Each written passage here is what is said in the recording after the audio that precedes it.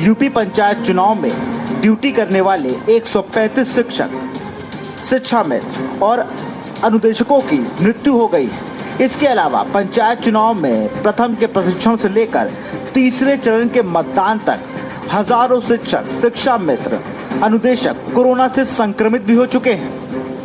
सूबे में अभी तक जहां जहां चुनाव हुए हैं वहां कोरोना संक्रमण के मामले कई गुना बढ़ गए हैं। राष्ट्रीय शिक्षक महासंघ ने मुख्यमंत्री योगी आदित्यनाथ से पंचायत चुनाव तत्काल स्थगित कर ड्यूटी के दौरान संक्रमित हुए लोगों का निःशुल्क इलाज व मृतकों के परिजनों को 50 लाख की सहायता व अनुकंपा नियुक्त देने की मांग की है। शिक्षक महासंघ के मुताबिक पंचायत चुनाव प्रशिक्षण और ड्यूटी में हरदोई लखीमपुर में 10-10, बुलंदशहर, हाथरस, सीतापुर, शाहजहांपुर में 8-8, भदोही, लखनऊ और प्रतापगढ़ में 7-7, सोनभद्र, गाजियाबाद और गोंडा में 6-6, कुशीनगर, जौनपुर, देवरिया, महाराजगंज, मथुरा में 5-5, गोरखपुर, बहराइच, उन्नाव, बलरामपुर में 4-4,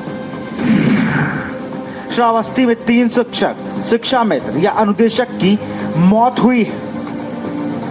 शिक्षकों की मौत के मामले सामने आने से यूपी पंचायत चुनाव में जिन लोगों की ड्यूटी लगी है उनमें खौफ का माहौल पैदा हो गया है। इलाहाबाद हाईकोर्ट ने राज्य चुनाव आयोग को कारण बताओ नोटिस जारी कर जवाब मांगा है।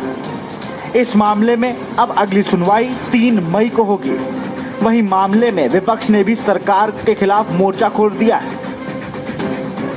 कमाल उत्तर प्रदेश सरकार का है। उत्तर प्रदेश सरकार ने लखनऊ में एक कोविड कमांड सेंटर बनाया हुआ है। कहते हैं कि इसमें फोन करो तो तुरंत मरीज को मदद मिलेगी। मरीज के परिवार वाले परेशान होकर वहां फोन मिलाते हैं कोविड सेंटर में। फोन बड़ी मुश्किल से उठता है। उठने के बाद उसको कहते हैं अभी होल्ड पे करते, तो उसको होल्ड पे लिए रहते हैं। होल्ड होने के बाद उस कहते हैं अभी तुरंत आपको कॉल बैक करते हैं। कॉल बैक आता नहीं, मरीज को तुरंत हॉस्पिटल में एडमिट होना इमरजेंसी है, उसको ऑक्सीजन की जरूरत है, उसको बेड की जरूरत है, उसको तुरंत वेंटिलेटर चाहिए। ऐसी कोई व्यवस्था कोविड सेंटर से जल्दी हो नहीं पाती है। तो मैं यही सरकार से कहता हूं कि ये कोविड कमांड सेंटर का मतलब क्या हुआ जब मरीजों की उनके समय पे मदद ही नहीं हो पा रही है।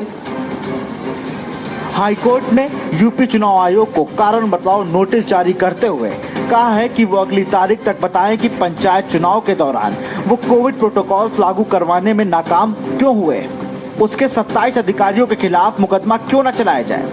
पंचायत चुनाव को रोकने के लिए हाईकोर्ट में अर्जी दी थी, लेकिन हाईकोर्ट ने चुनाव रद्द करने की अर्जी खारिज कर दी थी। जब चुनाव संक्रमण फैल रहा है तो हाईकोर्ट को चिंता सता रही है। ऐसे में बड़ा सवाल ये उठता है कि आखिर 135 शिक्षकों की मौत का जिम्मेदार कौन है। स्पेशल डेस्क के न्यूज इंडिया।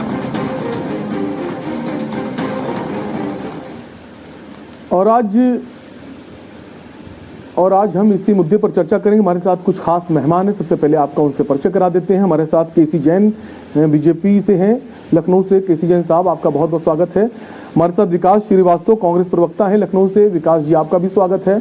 हमारे साथ वीरेंद्र यादव, पूर्व जज हाईकोर्ट हैं लखनऊ से। वीरेंद्र जी, आपका भी बहुत बहुत स्वागत। हमारे साथ त्रिभुवन सिंह, नेता शिक्षक संघ लखनऊ से हैं, आपका भी सर स्वागत। हमारे साथ national political editor Pradeep Vishwakarma ji भी हैं। प्रदीप जी, आपका भी बहुत बहुत स्वागत। सबसे पहले केसी जैन जी, हमारे साथ प्रदीप जी भी हैं, हमारे नेशनल पॉलिटिकल एडिटर हैं। प्रदीप जी, क्या कल 29 तारीख है, कल भी चौथा चरण अभी बाकी है, कितनी बड़ी चुनौती सरकार के पास आएंगे? नेता शिक्षक संघ है त्रिभुवन जी, 135 शिक्षकों की मौत हुई है। क्या अब नहीं लगता सरकार को इनके लिए, जिन्होंने अपने लोगों को खोया है, उनके लिए कोई मुआवजा इसकी घोषणा की जाए?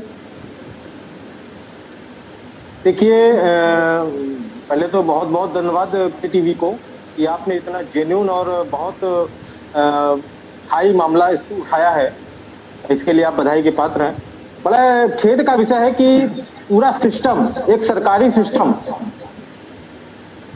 जिसने कर्मचारियों को जानबूझकर आग पर बैठाल दिया, आग पर बैठालने का काम किया।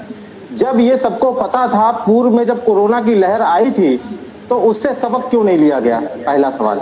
दूसरा सवाल यह है कि क्या पंचायत चुनाव कराना बहुत जरूरी था? अगर पंचायत चुनाव को 1 साल या 1.5 साल या 6 महीने के लिए आगे खिसका देते तो उससे कोई बहुत बड़ी सुनामी या प्रलय नहीं। लेकिन इसमें सबसे बड़ा दोष निर्वाचन आयोग का है जो मेरे पास रिकॉर्ड है, ऑन रिकॉर्ड है मेरे पास, लगभग 51 शिक्षा मित्र ऐसे हैं उत्तर प्रदेश में। आज 1 घंटे पहले की रिपोर्ट है अब तक की, 51 शिक्षा मित्र ऐसे हैं जिन्होंने प्रशिक्षण या चुनाव ड्यूटी के दौरान जो लोग संक्रमित हुए हैं और ये लोग आज इस दुनिया में नहीं रहे हैं। इसका जवाब कौन देगा? इनके परिवार का भरण पोषण कौन करेगा? सवाल इस बात का है, कौन करेगा? चुनाव आयोग करेगा? कौन करेगा इसके, इनके परिवारों का भरण पोषण? इनकी लड़कियों की शादी कौन करेगा? इनके बच्चों की फीस कौन भरेगा? सवाल ये है। लेकिन आज कंपनसेशन के नाम पे कुछ नहीं है। किसी को भी, किसी कर्मचारी को, वो चाहे शिक्षक हो, शिक्षा मित्र हो, अनुदेशक हो, रोजगार सेवक हो, आंगनबाड़ी हो, काम खूब लिया जाता है, चाहे महामारी के समय में हो, पल्स पोलियो हो, जनगणना हो, बाल गणना हो। लेकिन जब इतने क्रिटिकल समय में काम लिया जा रहा है तो सुरक्षा भी देनी चाहिए थी। हम पीछे नहीं हट रहे हैं, हम और हमारे लोग पीछे नहीं हट रहे हैं काम करने से, लेकिन सुरक्षा व्यवस्था देनी चाहिए थी। ये जितने लोग मैं आपको दिखा रहा हूं, इनके परिवार वालों से बात करिए, किसी को ऑक्सीजन नहीं मिली, किसी को बेड नहीं मिला, किसी को दवा नहीं मिली, और इतने लोगों ने जान गंवाई। ये तो केवल 52-53 लोग हैं, पूरे प्रदेश में कम से कम मैं समझता हूँ 150-200 लोग होंगे, कर्मचारी होंगे। और कंपनसेशन के नाम पे मैं कंपनसेशन के लिए कम से कम 50 लाख रुपए की उत्तर प्रदेश सरकार और चुनाव आयोग से अपील करता हूं और कहता हूं कि इनके परिवार को एक सदस्य को नौकरी दी जाए। सबसे गजब की बात मैं बताना चाहता हूं कि मध्य प्रदेश सरकार ने अपने यहाँ 16 अक्टूबर सॉरी राजस्थान सरकार ने 16 अक्टूबर 2020 को एक आदेश जारी किया। राजस्थान सिविल सेवा पेंशन अधिनियम 1996 के नियम 75(2) में संशोधन करते हुए चुनाव ड्यूटी के दौरान कार्मिक की कोविड-19 से मृत्यु पर 30 लाख रुपए। लेकिन उत्तर प्रदेश में कोई भी गाइडलाइन जारी नहीं की गई कोविड-19 से मृत्यु की परिप्रेक्ष्य में। वहीं बिहार सरकार ने भी 30 लाख रुपए देने की घोषणा करी है 31 मार्च 2021 को। आखिर उत्तर प्रदेश सरकार ने, यहाँ के अधिकारियों ने ऐसी कोई गाइडलाइन क्यों नहीं जारी की? और जो ऑर्डर है वो मुझे आज ही आयोग से प्राप्त हुआ है, ये टीवी को मैं बताना चाहता हूँ, वो आज ही मुझे आयोग से प्राप्त हुआ है जब मैंने उनको सूची वगैरह अवेलेबल कराई है मृतकों की। ये 6 अप्रैल 2021 का है। अब इसको आप पढ़ेंगे तो बड़ा हंसेंगे। इसमें साफ साफ लिखा है कि प्रशिक्षण अथवा मतगणना ड्यूटी के दौरान किसी असामयिक दुर्घटना मृत्यु की दशा में। अब आप ये बताइए कि ये जो कोविड-19 बीमारी है, ये कोई ऐसी बीमारी तो है नहीं कि सांप ने डसा और आदमी मर गया। संक्रमण होगा तो वो आदमी 6 दिन, 10 दिन, 12 दिन, 15 दिन के बाद एक्सपायर होगा। लेकिन इसमें ऐसा कहीं नहीं लिखा है कि, इसमें लिखा है दौरान, चुनाव के दौरान। यहाँ मामला उलझेगा। सबसे बड़ी बात, आखिर इन परिवार वालों का क्या होगा? हम फिर आते हैं, इनका बेटी के हाथ पीले कैसे होंगे? बच्चों की आएंगे आपके पास, त्रिभुवन सिंह वापस आएंगे। हम विकास श्रीवास्तव कांग्रेस प्रवक्ता हमारे साथ जुड़े हैं। विकास जी, क्या लगता है सीधे तौर पर निर्वाचन आयोग ही जिम्मेदार है पूरी घटना का? देखिए, चुनाव की तिथियों और उसके कार्यक्रम को निर्धारित करने के लिए पहले एक बार जनहित याचिका दायर की गई थी, जिसमें कोर्ट ने इस बात को कहा था कि संक्रमण जो फैल रहा है उसके लिए सरकार पूरा इंतजाम करेगी।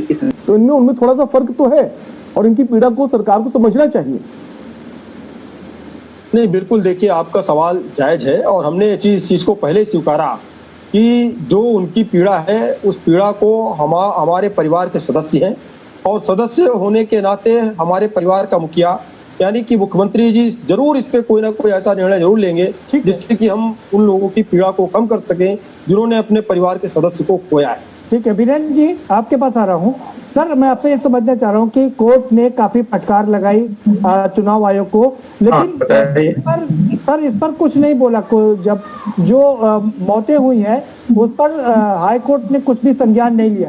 आपको क्या लगता है कि जब 3 तारीख को दोबारा सुनवाई होगी तो कोर्ट इस पर भी निगाह डाल सकती है? कोर्ट इस पर भी कुछ बिल्कुल इस पर जो है निगाह डालेगी, क्योंकि जो जिस तरह से कोर्ट से फटकार लगाई है और जिस तरह से उन्होंने रिपोर्ट मांगी है उससे साफ है कि वो इन चीजों का भी संज्ञान लेगी। जिन लोगों की मौतें हुई है उनके बारे में जो लापरवाही हुई है उनको किस तरह का जो है आगे किया जाना चाहिए, इस पर विचार होना चाहिए और मैं समझता हूँ कोर्ट इस पर विचार करेगी। जी त्रिभुवन जी के पास आएंगे। त्रिभुवन जी, आपका फाइनल कमेंट क्या कहेंगे कि सरकार केसी जैन साहब करे वो सरकार तक आपकी बात पहुंचाए, जल्द से बता दीजिए कि कौन कौन सी बात। जी प्रदीप जी, अभी पंचायत चुनाव में लगभग हमारे 50 से अधिक साथी खत्म हुए हैं। इसके पहले लगभग हमारे 2000 से अधिक शिक्षा मित्र विभिन्न कारणों से खत्म हो चुके हैं। माननीय मुख्यमंत्री जी से इसके भी पहले हम लोगों ने मुलाकात की तो माननीय मुख्यमंत्री जी ने कहा कि आपकी समस्याओं का निदान हम बहुत जल्दी करेंगे। नई शिक्षा नीति भी आने वाली है तो माननीय मुख्यमंत्री जी से करबद्ध निवेदन है आपके टीवी चैनल के माध्यम से और जैन जी से निवेदन है कि माननीय मुख्यमंत्री जी कम से कम 50 लाख रुपए एक परिवार को और एक परिवार के एक सदस्य को नौकरी। ठीक है, ये दो हम बात अभी कर रहे हैं जिन शिक्षकों ने अपनी जान को खोया है, जिनकी ड्यूटी के दौरान 135 शिक्षकों की मौत हुई है, उनके बारे में जानना चाहेंगे आपकी कौन कौन सी मांगे हैं उनके लिए। ज्यादा रख नहीं पाऊंगा। जी जी, उत्तर प्रदेश में सरकार नाम की कोई चीज नहीं है और इस देश के तमाम सारे ऐसे साथी पत्रकार, नेता, अंधभक्त और तमाम सारे लोग सोशल मीडिया पे हैं जिन्होंने सवाल करना चाहिए था और आज सरकार को चेताना चाहिए था कि अब हम डिबेट का विषय उच्च न्यायालय या न्यायालय के या सुप्रीम कोर्ट के आदेशों के ऊपर कर रहे हैं। ये चलिए अच्छी बात है, आप तो करवा भी रहे हैं और लोगों का पता नहीं।